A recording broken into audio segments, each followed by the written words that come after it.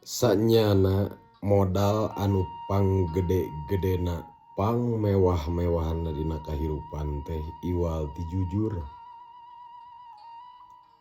Sing yakin gara tancapkeun dina hate. Kalawan make modal dasarna jujur, bral rek ngidul, rek ngetan, rek ngulon, rek ngaler, usaha kamana wae ku modal jujur, insya Allah hiji waktu bakal kepetik hasilna, kesuksesan bakal datang. Tapi sabalikna, lamun urang nancepkeun bohong dina diri, ngagedekeun bohong, dipake modal dasar dina kahirupan ku bohong,